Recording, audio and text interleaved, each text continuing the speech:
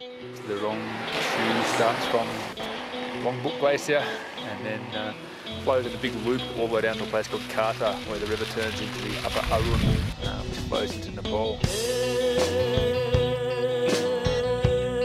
The hike up towards Advanced Base Camp is quite difficult. It's just rough terrain, and the altitude, we really felt it with 25 kilos of kayaking gear on our backs. It was just hard going. But the views were really spectacular, and we kind of forgot about the hard work and sucked in the view. We actually went up towards Advanced Base Camp, about 7 kilometres from Base Camp, and found that the river flowed underneath the glacier, so we had to hike back down to find a safe place, or a reasonably safe place to put in. I'd like to get actually to the base of the glacier myself and try and run from there. I think that'd be fantastic, you know, running from like the highest spot on the highest river in the world. Air pressure's so low up here, the foam in our buoyancy vest has expanded. It's about to pop at the seams. It's pretty crazy. Imagine what it's doing if I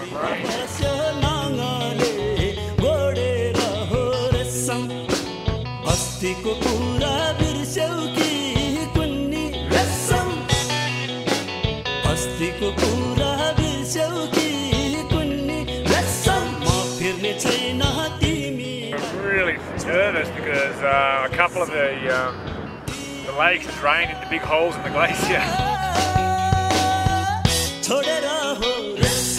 Absolutely amazing place. Big racks everywhere and like little sort of rock falls around the place. I was scared. It was dead flat water, and even the grade 1 and 2s were really simple but just really scary, because it was just like, oh my god, we're paddling on the moon. Crazy, crazy place. Well, my day's been pretty relaxing. I've been trying to acclimatise, and I'm going to try and paddle down this river that these guys have already walked up.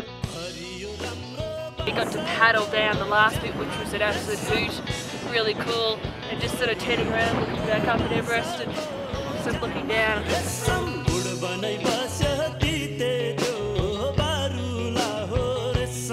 The views from the river as we paddled away from Everest were astounding. You had Everest at the head of the valley, Cholyu, another 8,000 metre peak, off to the west, and numerous other peaks. It was really quite an incredible way to view the Himalaya from a kayak.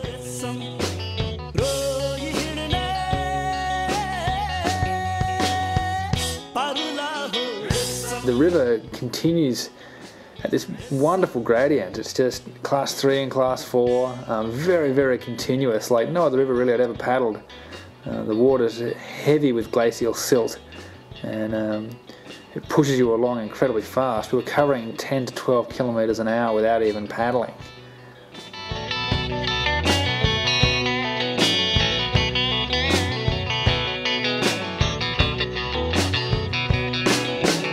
The last 50k down towards the Nepali border were pretty brutal. The wind was blowing super hard, and we just wanted to get there. And you can see the cloud coming up the valley from Nepal, and we knew that was where we had to get out. And as the river drops into the Arun Gorges there, no one's ever paddled that.